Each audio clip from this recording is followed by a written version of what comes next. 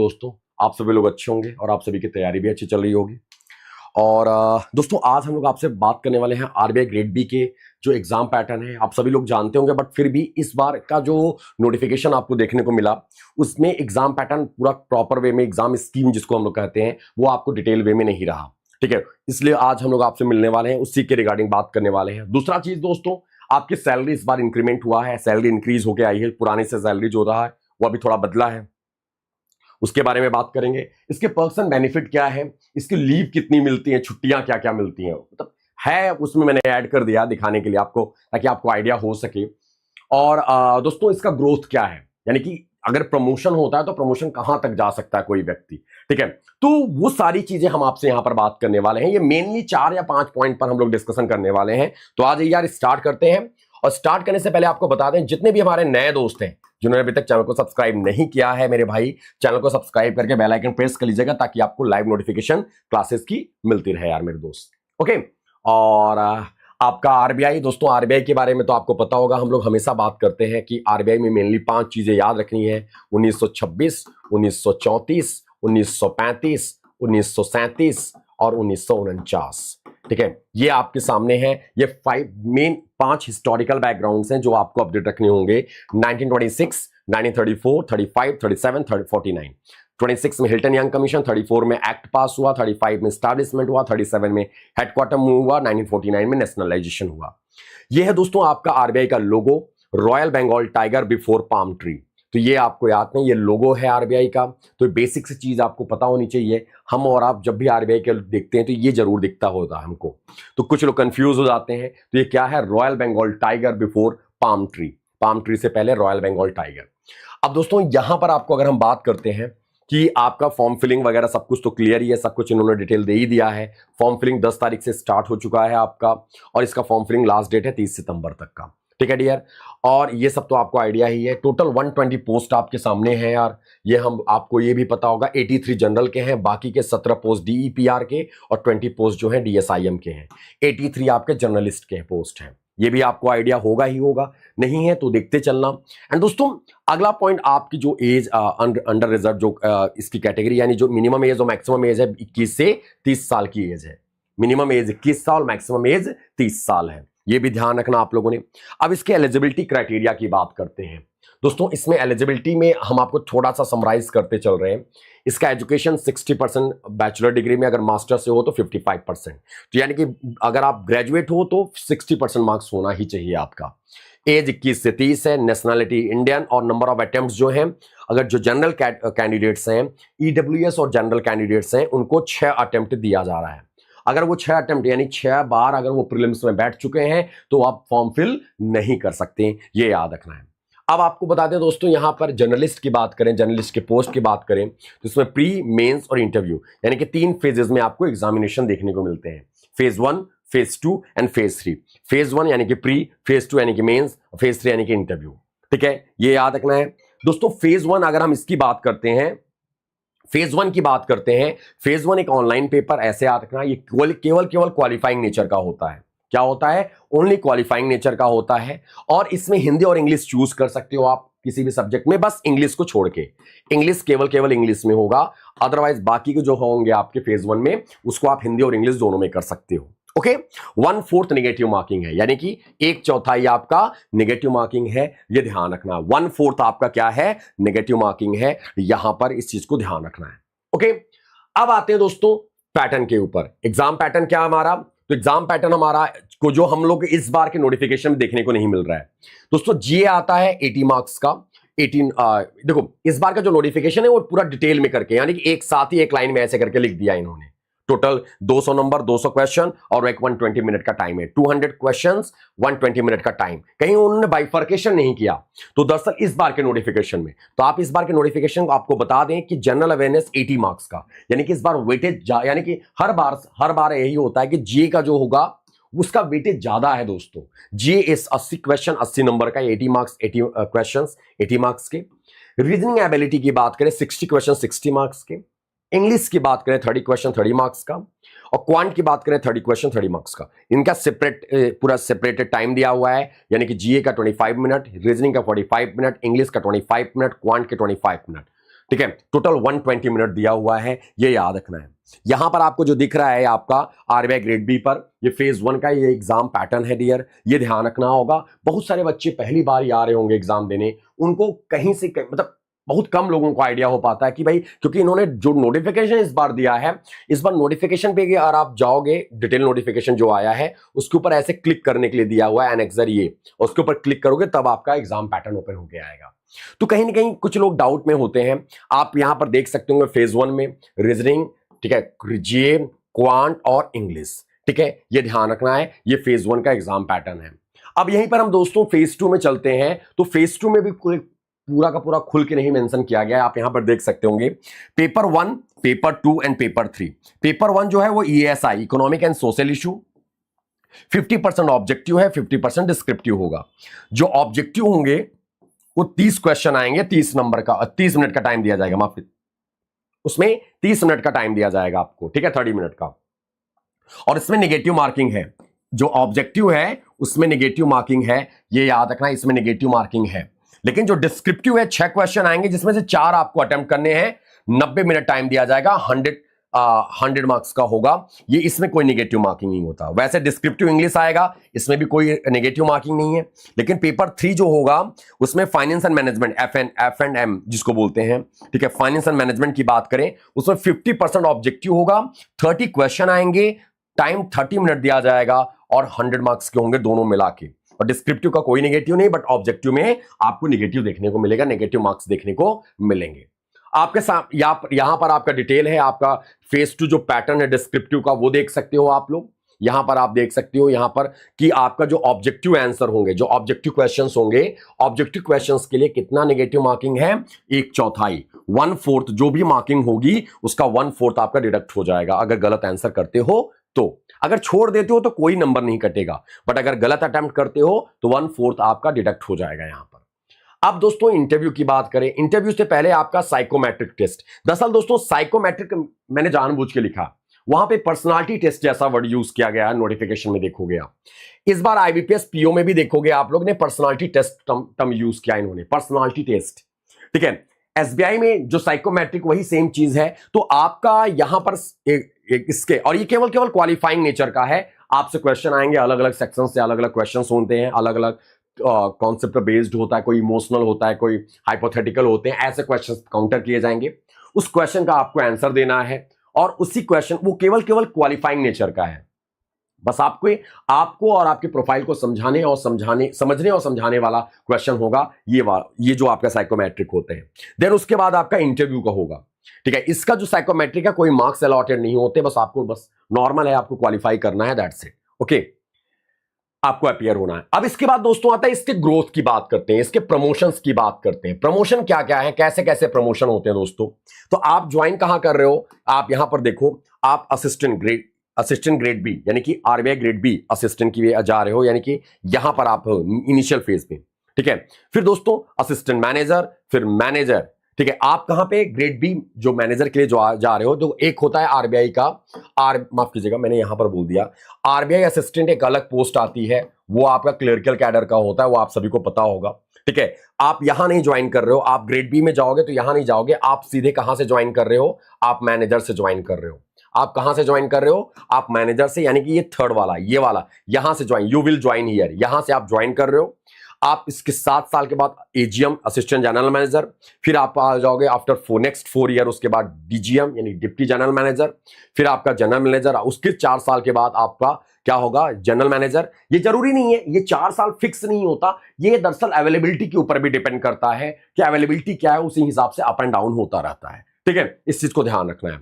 CGM यानी कि chief general manager, ठीक है, फिर आपका प्रिंसिपल चीफ जनरल मैनेजर, फिर एग्जीक्यूटिव डायरेक्टर, आपका बेस्ड ऑन एक्सपीरियंस मैटर करता है, appointed by the government of India appoint. ये 2 पोस्ट हैं जो गवर्नर और डिप्टी गवर्नर है, ये गवर्नमेंट ऑफ इंडिया के द्वारा अपॉइंट होते हैं। ये एग्जीक्यूटिव डायरेक्टर है, दरअसल इनको तब कि जब ये अनुभवी हो जाते हैं, इनके पास अच्छा खासा एक्सपीरियंस हो जाता है। अब सपोज दैट कोई बच्चा है, कोई कैंडिडेट है, वो यहां पर एज क्या मांगा हुआ है, 30 साल के अंदर ही है, यानी कि अब लगभग 25-26 साल की एज में वो ज्वाइन कर लेता है, एक एग्जाम्पल समझो, ठीक है, 25-26 साल की एज में अगर वो ग्रेड बी में ज्वाइन करता है तो वो ना चाहते हुए भी मतलब आराम से स्मूथली, अगर उसका जो अपने टाइम स्पैन में यानी कह सकते हो कि सर्विस स्पैन में वो आराम से यहां तक तो जा ही सकता है। अगर अनुभवी हो जाएगा तो ये चीजें देखने को मिलेंगे दोस्तों। यहां पर थोड़ा हो जाता है, थोड़ा सा बहुत बड़ा मैटर करने लगता है deputy general manager, deputy governor और डिप्टी गवर्नर और गवर्नर। ये तो गवर्नमेंट ऑफ इंडिया के अंडर में ही होता है, वो डिसाइडिंग होती है कि भाई वो करना है कि नहीं करना उनको, ठीक है। बट एक्चुअल आपका जो ग्रोथ है ये है दोस्तों, ये आप यहां पर ज्वाइन करने जा रहे हो। और एक जो असिस्टेंट आता है जो क्लरिकल कैडर का होता है वो यहां पर आप ज्वाइन करते हो। असिस्टेंट, फिर असिस्टेंट मैनेजर, फिर मैनेजर, फिर असिस्टेंट जनरल मैनेजर, फिर डीजीएम, ऐसे करके प्रमोशन ऐसे करके ग्रोथ होता है आरबीआई ग्रेड बी में। तो आप ये एक इमेजिनरी है। एक्चुअली क्या होता है कि अगर यहाँ पे 4 इयर्स लिखा हुआ है तो इसका ये मतलब नहीं होता कि नहीं आपको, ये दरअसल डिपेंड करता है, 4 साल की जगह 5 साल भी हो सकता है, 4.5 साल भी हो सकता है। कहीं स्पेसिफिकली ये मेंशन नहीं कि इतने साल के बाद ग्रोथ प्रमोशन होगा ही होगा, क्योंकि ये दोस्तों पहले भी हो सकता है, बाद में भी हो सकता है। ये सब कुछ सब्जेक्ट टू अवेलेबिलिटी, यानी कि सेम वही चीज कहते हैं ना, सब्जेक्ट टू मार्केट रिस्क, वैसे ही क्या है, सब्जेक्ट टू अवेलेबिलिटी के ऊपर डिपेंड करता है, वैकेंसीज के ऊपर डिपेंड करता है ये चीजें। अब आता है दोस्तों ग्रेड बी की सैलरी। आरबीआई के ग्रेड बी की सैलरी की बात करें, जो पुराना हमारा अर्लियर हमारा ग्रेड पे था, हमारा जो बेसिक था वो 55,200 था। अभी में जो आया न्यू बेसिक वो 78,450, 78,500 के करीब में, यानी कि 78,000, यानी कि अप्रॉक्स वही मान लो 78,000 ऐसे ही सीधा। ये 42% का इंक्रीमेंट यानी इंक्रीज देखने को मिला सैलरी में इस जो नया बेसिक पे। अगर हम ओल्ड की बात करें यानी कि अर्लियर की बात करें यहां पर, तो अर्लियर में आपको दिख रहा होगा बेसिक पे 55,200, उस हिसाब से तो हमारा सैलरी कितना बन रहा था, 1,16,914, ये सारा कुछ ऐड करके। बट आफ्टर जो न्यू आया है, जो इंक्रीमेंट आया है 78,450 का, यानी कि जो 42% इंक्रीज हुआ है, सैलरी ग्रोथ हुआ है, ठीक है, इसके अगर अकॉर्डिंग बात करें तो हमारी जो सैलरी बनेगी वो जानते हो कितना बनेगा, 1,50,000 के करीब में, 1.5 लाख के करीब में सैलरी बनेगी। इन हैंड सैलरी जो होगी आपकी वो 130-135 के अप्रॉक्स आएगा आरबीआई ग्रेड बी में, जस्ट न्यू जो नया ज्वाइन करेंगे वो लोग, ये इस बार वाला। तो अब आप 75,000 आपका जो बेसिक है वो आपका 78,450 रुपीज है। पहले से कितना 42% इंक्रीज हुआ है डियर, ये देख सकते हो आप। पुराना कितना था, 55,200 का बेसिक पे था, ठीक है। अब आरबीआई ग्रेड बी में दोस्तों क्या पर्क्स एंड बेनिफिट क्या मिलते हैं, मंथली अलाउंसेस क्या दिए जाते हैं। अलाउंसेस में की बात करें, HRA, petrol, house hold, internet, newspaper, equipment, maintenance, landline, Sodexo coupon, ये एलआईसी में भी मिलता है, चिल्ड्रन एजुकेशन, ये सारी चीजें आपको मिलती हैं, हर महीने ऐड करके आपको सैलरी में ऐड होकर जाती हैं। आप यहां पे देखिएगा, हम आपको एक्सप्लेन करते चल रहे हैं दोस्तों। ये अमाउंट, एक चीज और याद रखना, यहां पर जो अमाउंट है वो दरअसल एक रिसर्च का पार्ट है, कहीं अप भी हो सकता है, डाउन भी हो सकता है। तो प्लीज आप लोग इस चीज को पकड़ लेना कि अरे सर ने तो इतना बोला था। तो ये अप एंड डाउन होता रहता है यार, ये आप सभी को आइडिया है, ठीक है। तो आप इस चीज को थोड़ा ध्यान रखिएगा। क्या है, the amount is around 20,000 per month in most location. The base is fixed 150 litre per month, but the metro cities it is up to 180 to 200 litre. ये आपका, अगर आपके पास कार है, बाइक है, तो उसका आपको पेट्रोल मिलेगा। पेट्रोल का कितने लीटर अगर आप ज्वाइन करते हो तो इस अमूमन 20,000 पर मंथ तक का आपको मिलेगा ही मिलेगा, अगर आपने दिखा रखा है तो, ठीक है। ये बैंकों में भी होता है। अगला होता है दोस्तों हाउस होल्ड अलाउंसेस। अगर इसकी बात करें, सपोर्ट डेली इसेंशियल्स के लिए, इसके लिए जो है लगभग 5,000 पर महीने दिए जाते हैं। हाउस होल्ड के लिए 5,000 पर मंथ दिया जाता है आरबीआई में, ठीक है। फिर आता है दोस्तों लैंडलाइन और इंटरनेट के लिए हर महीने 2,000 रुपए इसका भी दिया जाता है कि भैया इंटरनेट रिचार्ज करना, ये करना, वो करना, ये सारा कुछ इंटरनेट। और 1,386 per month granted for landline connection. अगर लैंडलाइन कनेक्शन है आपके पास तो 1,386 रुपए पर मंथ, और 2,000 रुपए पर मंथ आपका इंटरनेट के लिए दिया जा रहा है। आप मोबाइल भी रिचार्ज कर लो उसी में, अपने घर का भी रिचार्ज कर लो। न्यूज़पेपर अलाउंसेस की बात करें तो दोस्तों 917 रुपए पर मंथ न्यूज़पेपर भी दिया जाता है ग्रेड बी के ऑफिसर्स को जो होते हैं। ग्रेड बी के जो ऑफिसर्स होते हैं, आपको बता दें इसका एक बेस्ट एग्जांपल मेरे को याद है। हम पटना में एक आरबीआई ग्रेड बी में एक सेमिनार जैसा था, आरबीआई ग्रेड बी करें, माफ कीजिएगा, आरबीआई में जो वहां पर है रामलीला गांधी मैदान के पास में है ग्रेड आरबीआई का ऑफिस है। तो उससे थोड़ा सा अंदर जाके राजापुर एक जगह है वहां पे पटना में, गंगा जी के किनारे में थोड़ा सा आगे जाके थोड़ा सा पीएनएम मॉल है, मॉल के पास में ही आरबीआई की जो ऑफिसर्स हैं उनके पूरा का पूरा क्वार्टर है उनके। तो आरबीआई अपने लोगों को क्वार्टर्स भी देता है, अलॉट करता है, अगर खाली है तो। नहीं खाली है तो आपका एग्रीमेंट करवा लेता है, अभी हम बताएंगे आपके आगे में। वहां पर जितने भी लोग, वहां पे उनकी एक सर थे, उनकी बेटी पढ़ने आती थी, ऑफलाइन क्लास लेते थे, तो वो बताते थे कि सर न्यूज़पेपर वाले वो आते ही रहते हैं, वो मतलब सैलरी से डायरेक्ट, मतलब ये जो चीजें होती है ना, अगर आप नहीं भी करते हो तो वो ऐसा ही आपको मिलता ही है सारा कुछ। अपने पापा की सैलरी स्लिप एक बारी मांग के लेके आई थी, तो कुछ दिन तक तो वो, उस समय तो बहुत कम था, उसमें पैसा कम थे, अब तो बहुत ज्यादा हो गए। कहने का मतलब क्या है कि एक एक चीज क्वार्टर्स वगैरह में सब जगह आते हैं एक साथ, न्यूज़पेपर वगैरह, एक लैंडलाइन, सब सारा कनेक्शन, लैंडलाइन मतलब फोन वाला जो होता था उस समय, अब तो मोबाइल ही आ गया, पता नहीं अब होता भी नहीं, बट इन लोगों को सभी वो चीजें दे आरबीआई दे रहा होता है। ठीक है, फिर आता है दोस्तों इक्विपमेंट मैनेजमेंट, मेंटेनेंस की बात करें, इसका भी ये देता है लगभग ये हर महीने ये इक्विपमेंट मेंटेनेंस का 500 रुपए देता है आपकी, ताकि काम सुगमता से हो सके, स्मूथली हो सके जो भी इक्विपमेंट है आपका।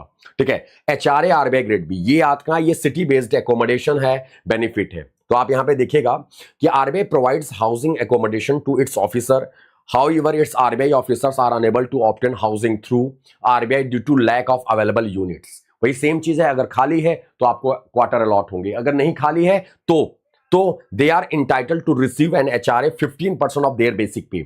आपका 60,000 के करीब में आपका बेसिक पे है, तो उसका 15%, माफ कीजिएगा, उसका 15% आपको क्या मिलेगा, तो आपको एचआरए दिया जाता है। RBI provides HRA based on the actual lease amount for accommodation. It can be up to 60,000 per month depending on the lease amount and the posting city। किस सिटी में पोस्टिंग हो, सपोज दैट आप RBI, आप मुंबई में हो, नागपुर में हो, आप आरबीआई दिल्ली में हो, तो आप क्या होगा, आपके क्वार्टर्स नहीं मिल रहे हैं, आपको क्वार्टर वगैरह नहीं है अलॉट, खाली ही नहीं है, कोई यूनिट खाली ही नहीं है, तो आपको क्या होगा, तो आप अगर आप करते हो तो आपको लीज पर ले सकते हो। कोई आपने फ्लैट देखा वो अच्छा है, तो आप लैंडलॉर्ड के आपके जो लैंडलॉर्ड होंगे उनके साथ क्या कर सकते हो, एक लीज, एकोमोडेशन लीज होता है, वो लीज लेने के बाद आप क्या आपको मिलेगा, वो आरबीआई सीधे उसके अकाउंट में पैसा भेज दिया करेगा, आपसे कोई लेने देने नहीं है उसके साथ, कुछ नहीं, हर महीने के एक सर्टेन डेट को उसके अकाउंट में पैसा चला जाया करेगा, रेंट। ठीक है, तो वो आपका लीज एकोमोडेशन होता सभी, इनफैक्ट बैंक भी आपको देता है, बट बैंक में इतना ज्यादा नहीं होता। ठीक है, तो ये आपका एचआरए है आरबीआई ग्रेड बी का।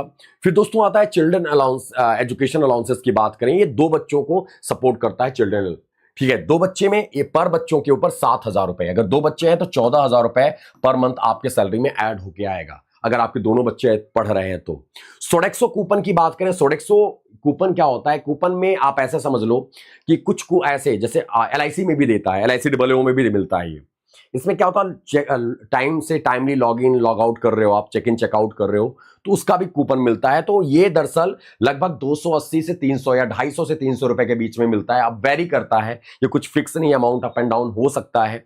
3600 पर मंथ क्वार्टरली इन सोडेक्सो कूपन, ये पर मंथ के हिसाब से क्वार्टरली सोडेक्सो कूपन भी दिया जाता है। These coupon can be redeemed for food purchase in the canteen और designated stores like Reliance fresh and smart बाजार।